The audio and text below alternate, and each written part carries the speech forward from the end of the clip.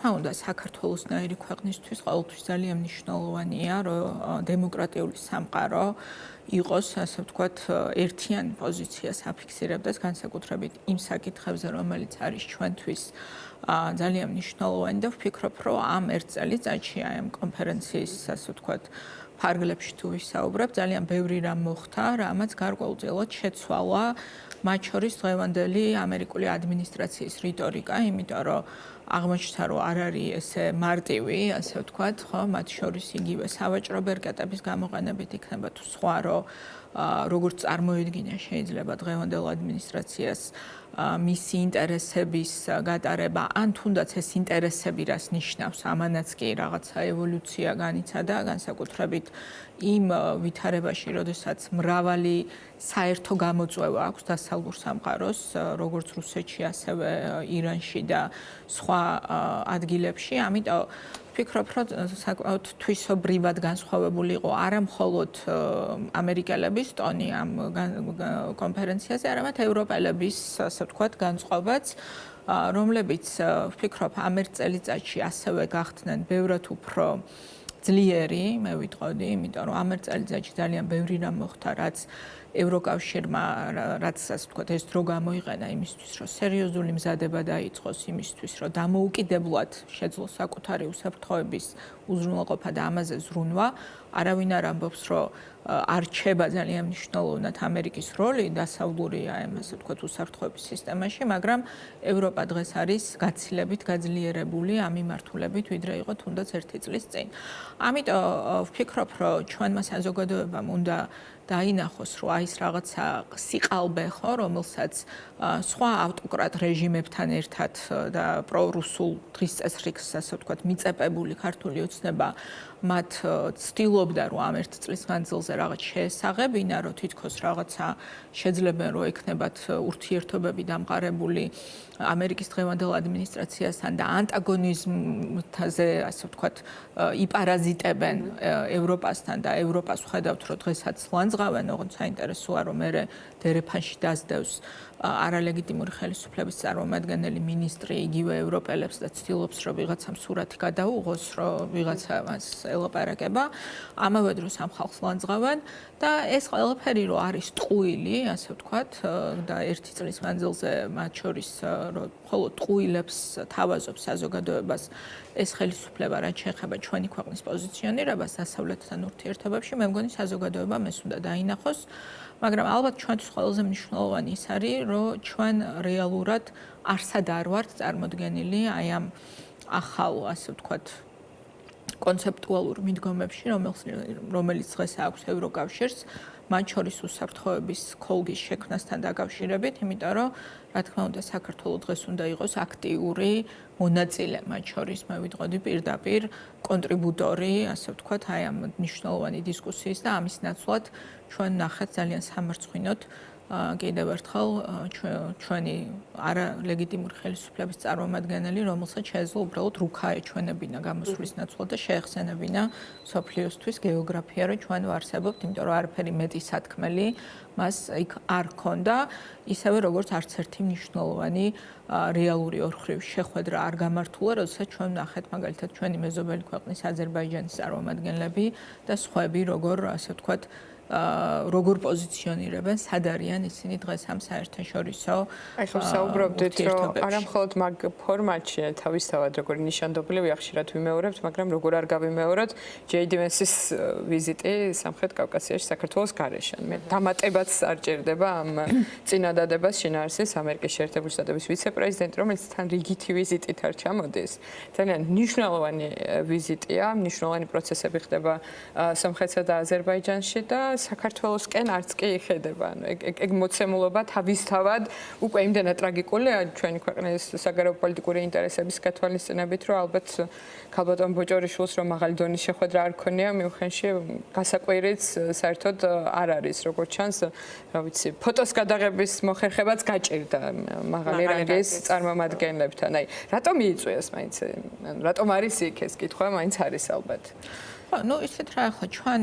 რა თქმა უნდა, არასდროს არ უნდა გქონდეს რაღაცა ილუზია, რომ საქართველოს როგორი ხელისუფლებას არ უნდა ყავდეს მას, გაქრება რუქიდან, ხო, რუქაზე ჯერჯერობით ვართ. რუსეთს არ მაგრამ არ არის აღიარებული ლეგიტიმური ხელისუფლება, ხო, რაღაცა ეგეთ კაზუსური ვითარება არის, ხო. ხო, იცი რა, ლეგიტიმურობა ხელისუფლების კიდე სხვა რაღაცაა, ხო, ანუ დემოკრატიულად ლეგიტიმურ ხელისუფლებად რო არ არის აღიარებული ეს მთავრობა, ეს აისახება მათ შორის იმ დამოკიდებულებაში, რომელიც არის ჩვენს ქვეყანასთან დაკავშირებით, რაც შეეხება ძალიან კონკრეტულ საკითხებზე რო ვისაუბროთ, ხო, კონკრეტული საკითხი რა არის? კონკრეტული საკითხი არის ის, რომ ევროკავშირში ჩვენი გაწევრიანება არის შეჩერებული, ხო, შესაბამისი გადაწყვეტილება არის გამოტანილი, რომ ეს პროცესი არის შეჩერებული, ჩვენ მხოლოდ ნომინალურად რჩებით კანდიდატ ქვეყნად, როდესაც აფრიალებენ რაღაც ფოტოებს, რომ სადღაც დაუძახეს, ასე ვთქვათ, ივანიშვილის რეჟიმის წარმომადგენელს კანდიდატი ქვეყნების თუ ევროკავშირის გაფართოების დისკუსიაზე, ამასთან ერთად უნდა შევახსენოთ ყველას, რომ მნიშვნელობა არ აქვს, არის თუ არა იქ წარმოდგენილი არალეგიტიმური ხელისუფლების წარმომადგენელი, იმიტომ რომ ევროკავშირს გაყენული აქვს ჩვენთან დიალოგი გაწევრიანების თაობაზე, მათ შორის ამ ხელისუფლების მიერ გადადგმული ნაბიჯების შედეგად. სანქციების გაუფართოვა, ხო? ნუ გარდა ამისა, მე ვფიქრობ, რომ საზოგადოება ცოტა ზედმეტად მშვიდად უყურებს იმას, რომ უვიზო რეჟიმი გაუქმდა დიპლომატიური პასპორტებისთვის, იმიტომ რომ შეიძლება აღარ ახსოვს ბევრ, მაგრამ შევახსენებ, რომ დიპლომატიური პასპორტები იყო პირველი, ვისთვისაც გაუქმდა სავიზო რეჟიმი. ანუ გაუქმება სავიზო რეჟიმის საერთოდ დაიწყო იმით, რომ დიპლომატიური პასპორტის მფლობელებმა დაიწყეს პირველებმა სარგებლობა სწორედ უვიზო მიმოსვლით ევროკავშირთან. და ეხლა უკანა გზას ვადგავართ და დიპლომატიური პასპორტები შეუჩერეს უვიზო მიმოსვლა, რაც ნიშნავს იმას, რომ ხო, შემდეგი შესაძლოა ადრე თუ გვიან დადგეს დღის წესრიგში უკვე უვიზო რეჟიმის შეჩერება თუ არ იქნება ის დინამიკა ქვეყანაში, რომელიც ასე ვთქვათ დაარწმუნებს ვიღაცას, რომ არ ღირს ამ ნაბიჯის გადადგმა. შეიძლება გაგვიჩერესობით რაღაც აქტებითი დამოკიდებულება. ხო, ნუ პირველ რიგში ეს ჩემი აზრით უთავმოყარეობა, ანუ მარტივად ადამიანურ ენაზე რო ვთქვათ, უთავმოყარეობა ალბათ, როდესაც შენ გეუბნებიან, რომ შენ მათ შორის არალეგიტიმურობაზე როდესაც საუბრობთ, მეტი არალეგიტიმურობა რა შეიძლება იყოს აღიარებული ევროპის მხრიდან, როდესაც დიპლომატიური პასპორტის მფლობელებს უთხრეს, რომ თქვენ უვიზოთ არ ჩამოგიშვებთ ევროკავშირში, თუმცა საქართველოს მოქალაქეებს შეუძლიათ გააგრძელონ უვიზოთ ჩამოსვლა, იმიტომ რომ ეს არის სწორედ იმის აღიარება, რომ ეს რეჟიმი არ წარმოადგენს ქართულ ხალხს, ვერ ლაპარაკობს მათი სახელით, არ ატარებს იმ ინტერესებს, რაც აქვს ქართულ ხალხს დასახული საკუთარი თავისთვის, იმიტომ რომ მათ შორის ერთ-ერთი რაც ვერ მოარყია რუსეთმა ამ ქვეყანაში და ამ მიმართულებით როგორც ჩანს ახლა დაჩქარებულ პროპაგანდისტულ, ასე ვთქვათ, ომზე გადადის უკვე რეჟიმი, რომ არჩევანი ქართველი ხალხის ევროპის სასარგებლოდ, რომ ეს არჩევანი რაღაცნაირად შეცვალონ და ჩვენ ვხედავთ, რომ ახლა რაღაცა დებატებსაც კი აწყობენ ამ თემაზე, ანუ რევიზია დაიწყო უკვე აბსოლუტურად ამ, ასე ვთქვათ, თემის, რაც სინკვანო იყო ჩვენთვის, რომ ევროკავშირში გაწევრიანება არის, მათ შორის კონსტიტუციაში გვიწერია ჩვენი ეროვნული ამოცანა. ეხლა უკვე ამის რევიზიის, ასე ვთქვათ, ფართომასშტაბიანი პროპაგანდისტული ფრონტი უნდა გაშალონ. ამის პარალელურად ვის სად დერეფანში ჩაუსაფრთება ვიღაცა და სურათს ვისთან გადააღებინებს, იქ ძალიან სასაცილოა მათ შორის ეს სურათები, იმიტომ რომ იქ აშკარად ხალხი ერთმანეთთან საუბრობს და იქ მიდიან, რომ დადგნენ, რომ მოხვდნენ კადრში ვიღაცასთან გადასაღებად. ახლა ეს ხო არ არის საგარეო პოლიტიკა. მათ შორის, როდესაც ვსაუბრობთ არალეგიტიმურ წარმომადგენლობაზე, ასე ვთქვათ, დღევანდელი ხელისუფლების, აი რა უშლიდა ხელს ამერიკის შეერთებული შტატების წარმომადგენელს და ვიცე-პრეზიდენტს, რომ რამდენიმე საათით მაინც ჩამოსულიყო საქართველოში, როდესაც რეგიონში იმყოფებოდა. ხო, ეს ხო პოლიტიკური გადაწყვეტილება არის, რომ ეს შეხვედრა არ შედგა და ამას თან მოყვა მათ შორის შეგახსენებთ სახელმწიფო დეპარტამენტის ძალიან ცხადი გზავნილი, რომელიც ჩვენ უკვე გვესმის მრავალი თვეა სხვათა შორის, რომ საქართველოს ხელისუფლებამ იცის, რა უნდა გაკეთდეს იმისთვის, რომ ჩვენ დავიწყოთ ჩვენი ურთიერთობების გადახედვაზე საუბარი და ბურთი, ასე ვთქვათ, არის კონკრეტულ ნაბიჯებზე. იმის დასადასტურებლად, რომ სერიოზული დამოკიდებულება აქვს ამ საკითხის მიმართ, არ არის საიდუმლო, ხო? რა საკითხები შეიძლება იყოს ეს ბევრჯერ ჩამოთვალა სახელმწიფო დეპარტამენტმა. და ეს საკითხები არ არის რთული საკითხები სხვათა შორის, ანუ მე რის თქმა მინდა, რომ სრული შემთხვევაში, იმიტომ რომ ძალაუფლება არ ეთმობა. და ის ვეღარ იგებს არჩევნებს. მე მგონია რომ აქ უფრო რთულად არის კიდე ჩვენთვის საქმე, იმიტომ რომ მე არ მაქვს პირდაპირ გითხრათ განცდა, რომ ის მოთხოვნა რაც არის ამერიკული მხრიდან ურთიერთობების გადატვირთვისთვის, ესე ავტომატურ რეჟიმში ითხოვს ვინმესგან რაიმე ძალაუფლების დათმობას. ხო, აქ საუბარი იყო ჩვენ მათ შორის გვახსოვს ამერიკის შეერთებული შტატების ყოფილი და ჯერჯერობით უკანასკნელი ელჩის განცხადება ამის თაობაზე, რომ საუბარი იყო, უნდა შეწყდეს ანტიამერიკული რიტორიკა, უნდა მოხდეს გარკვეული მიმართულებებით რაღაც ნაბიჯების გადადგმა. ანუ რეალობა არის ის, რომ და პოლიტიკური პატიმრების გათავისუფლება, მაგრამ პოლიტიკური თავისუფლება და აი ეგ მეგარი ის ნაწილი, სადაც მე მგონია რომ ბევრად უფრო ცოტაში, როგორც აი უვიზო რეჟიმის რო არ დავკარგოთ ჩვენ საბოლოოდ ამ მიმართულებითაც საკმაოდ მე ვიტყოდი კონსერვატორული არის მოთხოვნა ევროპული მხრიდან, ასევე საკმაოდ კონსერვატორულია ჩამონათვალი ამერიკის შეერთებული შტატების მხრიდან რა არის საჭირო რომ ურთიერთობები გადაიტვირთოს, მაგრამ მე რისი თქვა მინდა რომ აი ამ ცოტასაც რო არ აკეთებს ეს ხელისუფლება, ეს ჩვენ რეალურად რას გვაჩვენებს, რომ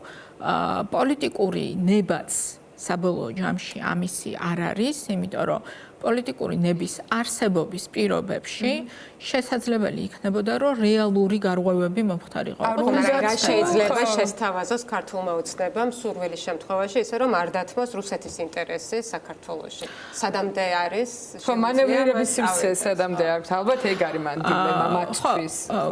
ეს არის მაგალითად ჩვენ თუ შევხედავთ ევროკავშირს და ამერიკის შეერთებულ შტატებს, დღევანდელ ყოველ შემთხვევაში დღევანდელი ადმინისტრაციის პირობებში ჩემი აზრით მიდგომები საკმაოდ განსხვავებულია, ხო, იმიტომ რომ ევროკავშირის ამოცანა არის საკუთარი უსაფრთხოების მათ შორის გაფართოვება. ამ უსაფრთხოების გაფართოვებაში და უსაფრთხოების უკეთ დაცვაში მოიაზრება მათ შორის ევროკავშირის წარმატებული გაფართოვების პოლიტიკა. ხო, იმიტომ რომ ჩვენ ხო გვესმის, რომ როდესაც რუსეთ-უკრაინის ომმა შესაძლებელი გახადა, რომ დაწყებულიყო საუბარი უკრაინის და საქართველოს მიღებაზე ევროკავშირში და მოლდოვის, რაც მანამდე არ იყო დღის წესრიგში.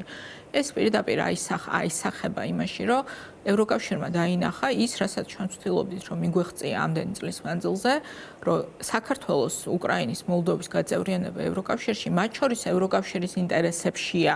და როდესაც ესეთი გეოპოლიტიკური, ასე ვთქვათ, ეს ლაგდება, ხო, ასე ვთქვათ, რაღაც მოცემულობა, ეს არის სწორედ აი ეს ოქროს შესაძლებლობა, როდესაც ჩვენ დღეს ყველაფერს უნდა ვაკეთებდეთ, რომ ეს შესაძლებლობების ფანჯარა სწრაფად გამოვიყენოთ, იმიტომ რომ ჩვენ არ ვიცით ხვალ როგორი დაალაგდება ვითარება და ზეგ როგორ შეხედავს ევროპა საკუთარი უსაფრთხოების საკითხებს და ამიტომ არის ძალიან მნიშვნელოვანი, რომ ჩვენ დროს ვკარგავთ და ეს დრო არ არის შანსი, რომელიც გაყინული დაიკიდება და ყოველთვის იქნება. ხვალ შეიძლება ეს შანსი აღარ იყოს.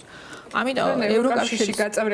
გაწევრიანების მექანიზმების სრულებაზეც ხომ არის საუბარი ხა უკრაინის კონტექსტში და ესეც როგორი ფანჯარაა ჩვენთვის და შესაძლებლობა და მნიშვნელოვანი საკითხი, როცა ვიყავით მართლა დაწინაურებული ხო ამ კანდიდატ ქვეყნებში. ხო, ანუ ეს ნახეთ ჩვენ დღეს გვაქვს მოცემულობა, როდესაც ევროპა გვეუბნება, რომ თქვენ ხართ ჩვენი ნაწილი, თქვენი უსაფრთხოება არის ჩვენი უსაფრთხოება, ამიტომ ჩვენ გვინდა რომ თქვენ გახდეთ ჩვენი წევრი სახელმწიფო, რომ მათ შორის ის უსაფრთხოების ქოლგა,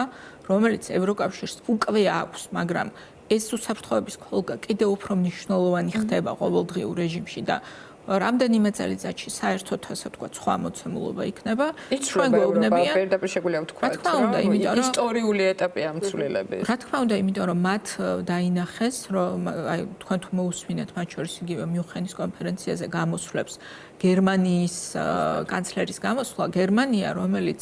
მეორე მსოფლიო ომის დასრულების შემდეგ ჩვენ ხო რეალურად როგორი მოცემულობა გქონდა, რომ გერმანია მათ შორის ევროპის შიგნითაც კი, როდესაც საუბარი იყო ევროპის ერთიანი თავდაცვის და უსაფრთხოების პოლიტიკის შექმნაზე, საკმაოდ კონსერვატორულ პოზიციებს იკავებდა, იმიტომ რომ გერმანიის და სამხედრო შესაძლებლობების, ასე ვთქვათ, გაძლიერების მიმართ ყოველთვის იყო თავისებური ისტორიული კონტექსტი. ამ კონტექსტიდან აბსოლუტურად გამოსული არის დღეს გერმანია, რომელიც არის ლიდერი ერთიანი ევროპული თავდაცვის და უსაფრთხოების სივრცის შექმნის თავის შესაძლებლობებით და აი ამ გერმანიის ელჩს ყოველ დღე აგინებს ვინმე პაპუაშვილი, რომელსაც შეახსენეს, რომ გერმანელი გადასახადების ფულით არის გამოკვებილი მთელი ცხოვრება, მათ ხარჯზე ცხოვრობდა, სანამ ბიძინა ივანიშვილს და რუსებს არ ჩაბარდებოდა სამსახურში. ამიტომ ჩვენ საზოგადოებას ახლა ვისაც აწუხებს ამ ქვეყნის უსაფრთხოება, მშვიდობა, დაცულობა, უნდა ესმოდეს, რომ ყველა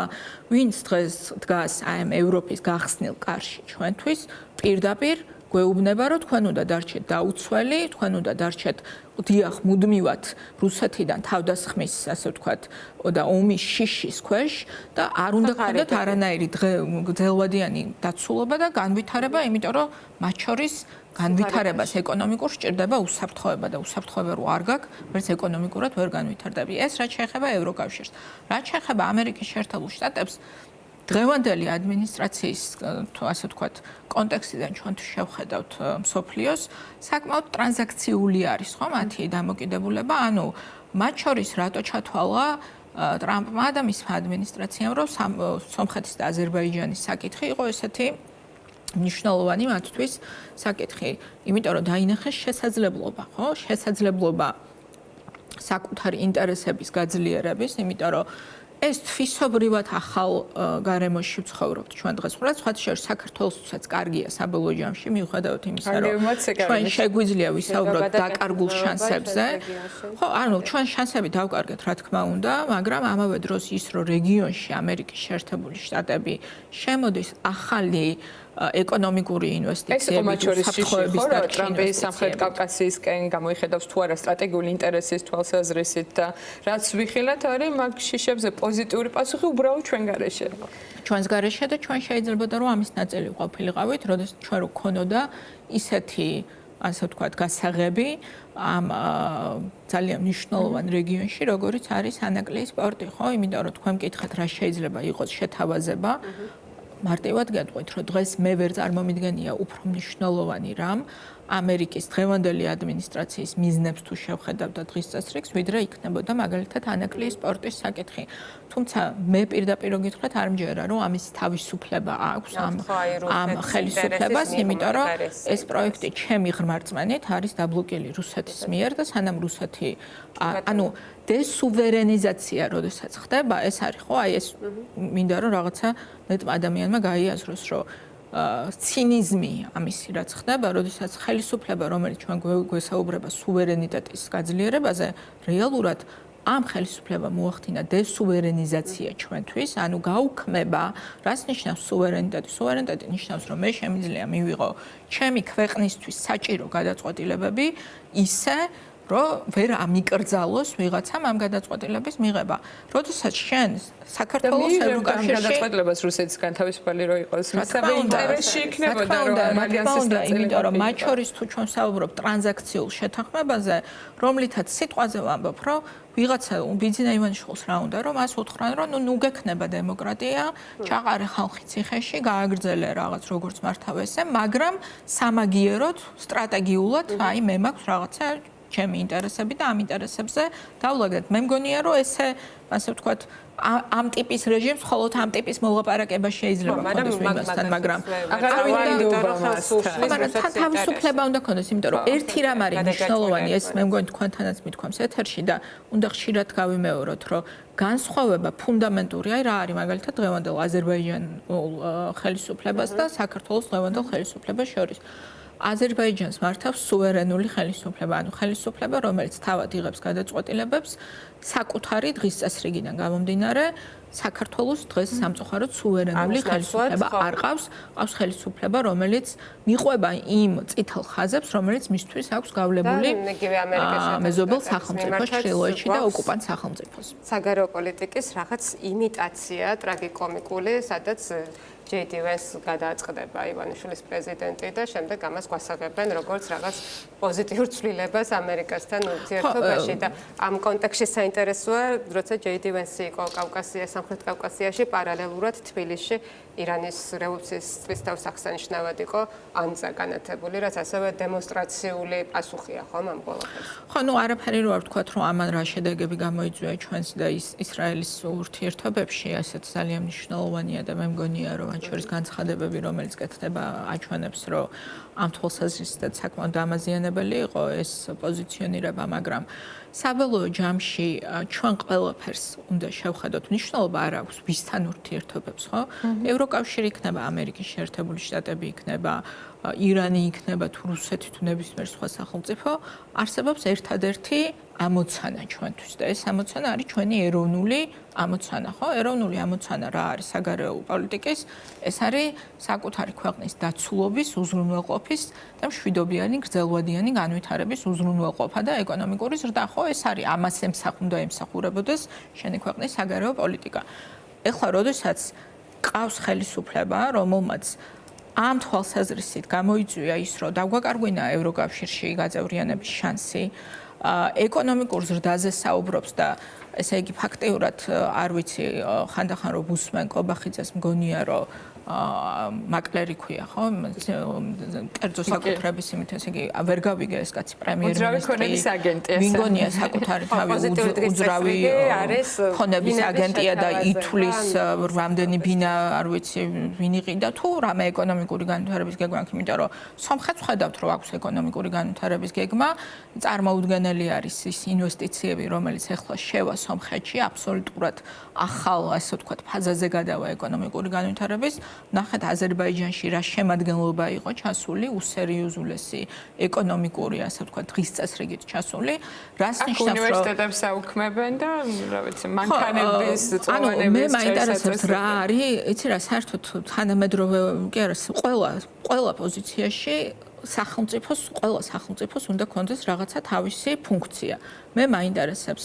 დღევანდელ მოცემულობაში და დღევანდელ გეოპოლიტიკურ ვითარებაში საქართველოს დღევანდელი აი ხალხი ვინც იჩემებს რომ ლეგიტიმურად თუ არ მაღიარებთ არ ვიცი დაგიჯერთო ამით გვემუქრებიან მე მაინტერესებს ეს ხელისუფლება რომელსაც ჩემი აზრით და საქართველოს მოქალაქეების დიდი უმრავლესობის ისევე როგორც ჩვენი უცხოელი პარტნიორების აზრით დემოკრატიული ლეგიტიმაცია არ აქვს. ანუ არ არის არჩეული და სხვათა შორის ყველა დებატებში თუ ვინმეს უნდა დებატებში დაჯდომა კობახიძესთან, ამით უნდა დაიწყოს ჩემი აზრით, რომ მას უნდა შეახსენოს, რომ მას არ აქვს დემოკრატიული ლეგიტიმაცია, რომ დღეს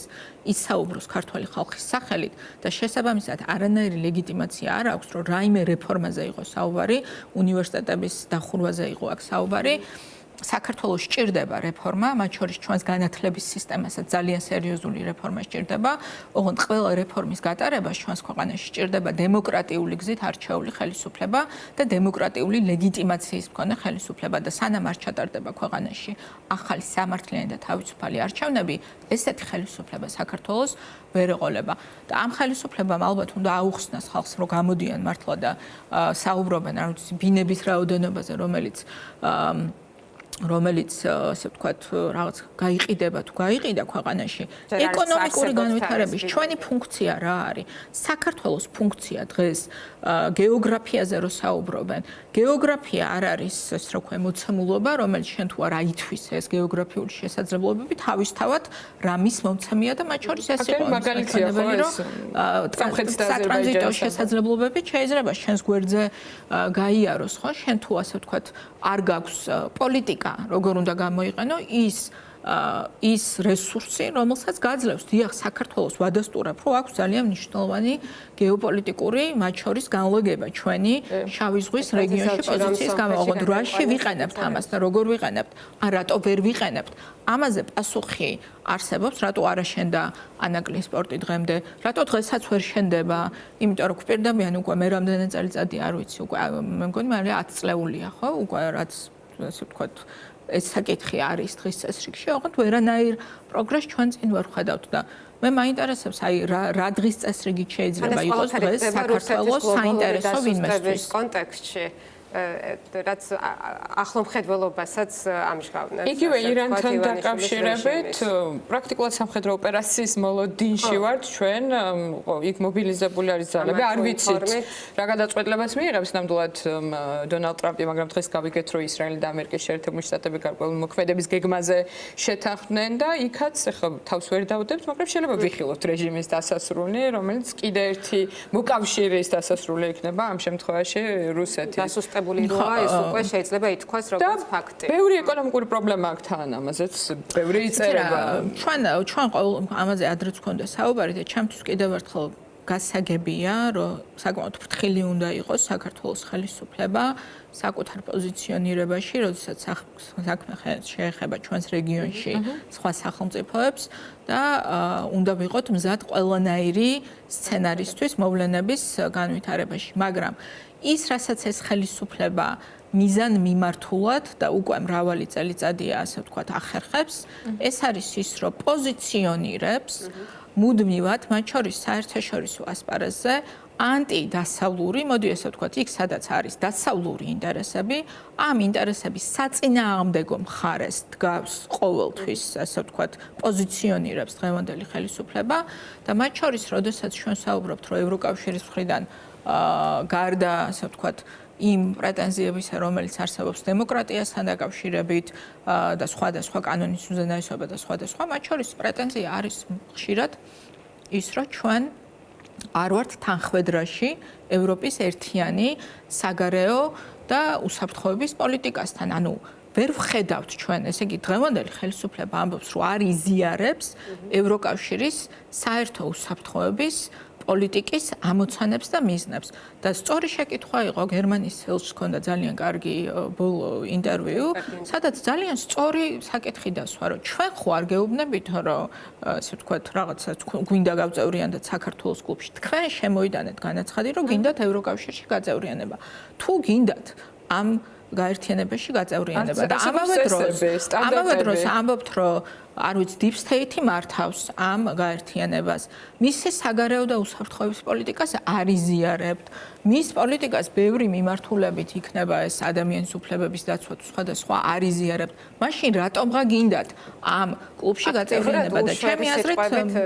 ებრძვიან შეიძლება ესეც. ბატონო? აქტიურად უშვერი სიტყვებითაც კი ებრძვიან. ამიტომ ძალიან ლოგიკური არის ეს ყველაფერი და აქ უნდა გათვლა იყო ევროპის ფრაგმენტაციაზე კიდევ უფრო დასუსტებაზე და დონალდ ტრამპის ადმინისტრაციის პირობებში ყველა ფსონი გაცვლდა რეალურად და საინტერესოა აწირაბედიელი ივანიშვილის სტრატეგიულობაზეც შესაძლოა ძალიან გადაჭარბებული წარმოდგენა ჰქონდა. არანაირი წარმოდგენა არ მაქვს მის სტრატეგიულობაზე, მაგრამ მის ამორჩევალს. კი, ნუ სამწუხაროდ არსებობს ალბათ ჩვენ არასდროს არ ყოფილიყავით მისი ამორჩევლები, ეგ შემიძლია თქვა. ნამდვილად არც მე, რაც შეგვიძლია მხამით მხოლოდ ვიყოთ კმაყოფილი, რომ არასდროს და ვერასდროს ვერ შეძლო ამ კაცმა ყოველ შემთხვევაში ჩვენი მოტყუება, მაგრამ ძალიან ბევრი ადამიანი მოატყუა და ძალიან ბევრი ადამიანს დღემდე ატყუებს. ამიტომ ძალიან მნიშვნელოვანია, რომ რაც შეიძლება მეტმა ადამიანმა დაინახოს ეს მარტივი ჭეშმარიტება, რომ არანაირი ევროპული დღის წესრიგი ამ ხელისუფლებას არ აქვს. არანაირი გადატვირთვის რაღაცა, ასე ვთქვათ, რეალური სურვილი არ აქვს ამერიკის შეერთებულ შტატებთან, მათ აქვთ მარტო აი ამ რაღაცა цаრიელი პიარის შექმნის რაღაცა სურვილი, რომ ვიღაცა კორუფციის სარგებლობის, მთელი ჩრდილოვანი ეკონომიკის საყვავებით. ხო, ნუ ეს ცალკე საკითხი არის ჩვენი ეკონომიკის დღევანდელი მდგომარეობა და მათ შორის ის, რომ რაზეც ჩვენ დიდი ხანია ვსაუბრობდით და რაღაცა ძალიან ხშირად იყო აბსოლუტურად მიუღებლობა, რომ არ არის რაღაც სანქციებთან დაკავშირებით, სანქციების დაცვასთან დაკავშირებით ჩვენს ქვეყანაში თურმე არ ხდება ამ ეკონომიკური ინფრასტრუქტურის გამოყენება, მაგრამ აღმოჩნდა, რომ ესე არ არის. მაგრამ საერთოდ ვიცი რა, ერთი რამ არის ძალიან ნათელი, რომ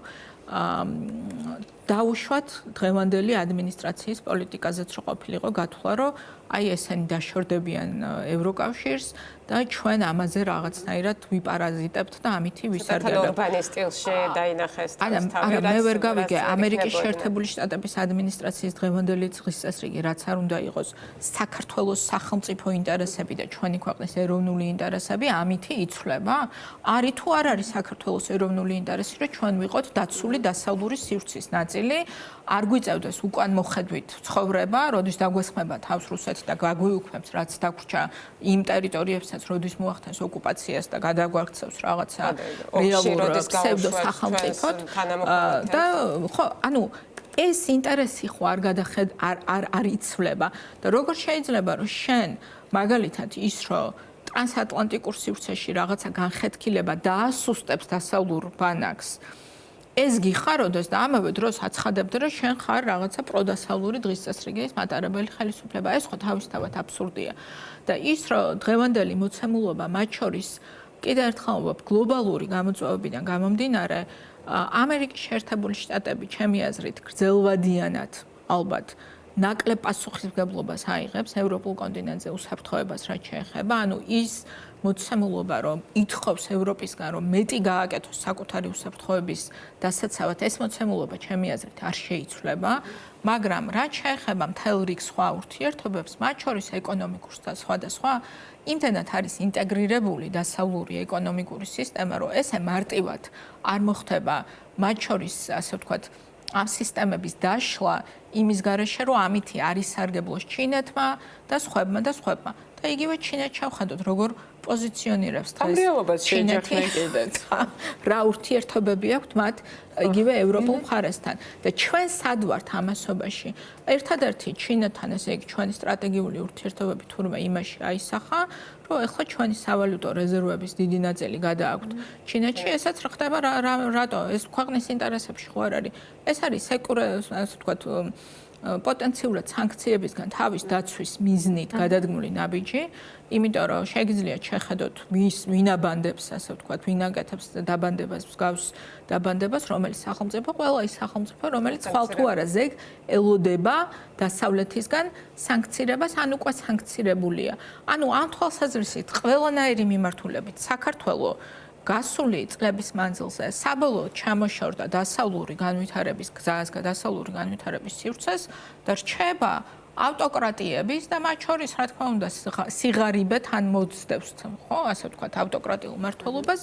აი ამ ქვეყნების რიგში, რომლებიც სამწუხაროდ საკუთარი მოქალაქეების, აქ თავარი ვინ არის? თავარი მთელ იგივე ჩვენი საგარეო პოლიტიკა თუ სხვა რისთვის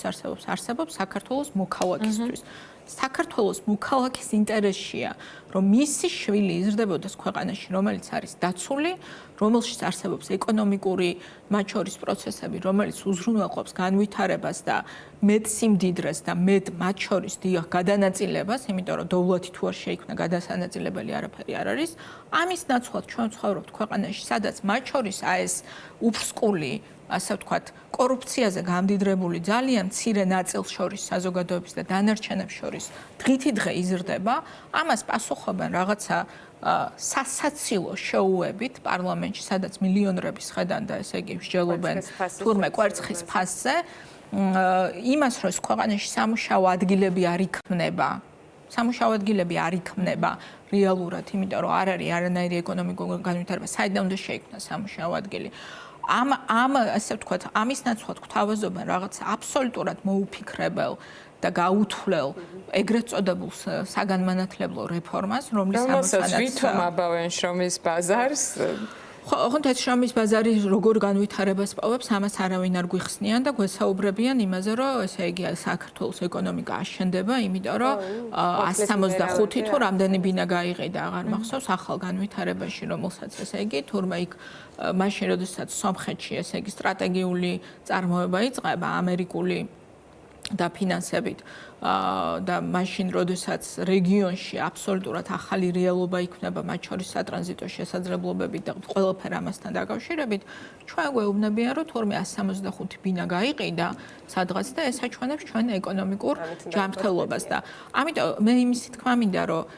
აქ იმაზე კი არ არის საუბარი რომ რამე აჩემება არის ვინმესი რომ ჩვენ დასავლური დღის წესრიგით უნდა ვიაროთ. არა, საქართველოს მოქალაქეების უმრავლესობა იმიტომ უჭერს მხარს იმ ევროპულ მომავალს, რომ იცის რომ ეს არის გზა დაცულობისკენ, ეს არის გზა კეთილდღეობისკენ, ეს არის გზა ეკონომიკური განვითარებისკენ და ჩვენ როდესაც გვაკარგვინებენ ყველა ამ შესაძლებლობებს და შესაბამისად ვერაფერს ვერ სთავაზობენ ადამიანებს როგორც ალტერნატიულ დღის წესრიგს, გვიწევს ცხოვრება აი ამ რაღაცა სიმულაციური მართვის სისტემაში, სადაც იგონებენ ასე ვთქვათ, რაღაცა პრობლემებს, მე ამ პრობლემებზე გამოაცხადება, რომ მოდი ახლა დავსხვდეთ და ვიღაცასთან ვილაპარაკოთ, თუნდაც ვიღაცასთან ეს არ არის პოლიტიკური პარტიები, რომლებსაც ამ ქვეყანაში აქვთ რეალურად ელექტორალური წონა და რომლებმაც მოიგეს არჩევნები და გვიცხადებენ, რომ აი ვინც მოიგო არჩევნები წინა საარჩევნო პროცესში, იმათ ავგრძალავთ, იმათ ლიდერებს დავიჭერთ და დიდი ხნით ჩავსვევთ ციხეში, ჩვენ პარალელურ რეჟიმში ევროპულ დღესასრიგს გავაუქმებთ, ქვეყანას გავაღარიბებთ და მოვიგონებთ რაღაცა ფსევდო დღესასრიგს და ამ ფსევდო დღესასრიგზე ვიღაცებთან ერთად დავსხვდებით, ვილაპარაკებთ და ეს არის მეგობრებო დემოკრატია და არ ჭამს ამას საზოგადოებას ძალიან კარგად ესმის, რომ რაც არის საჭირო დღეს ამ ქვეყანაში, რომ ჩვენ რეალურად კრიზისიდან გამოვიდეთ, ეს არის ახალი არჩევნები და სანამ არ ჩატარდება ახალი თავისუფალი და სამართლიანი არჩევნები, სამწუხაროდ ეს ქვეყანა ეკონომიკური, პოლიტიკური და ყველა სხვა შესაძლო მათ შორის უსაფრთხოების კრიზისის თვალსაზრისით შევა უფრო და უფრო მძიმე მდგომარეობაში, ეს არის სამწუხარო რეალობა, რომელშიც ჩვენ დღეს ვცხოვრობთ.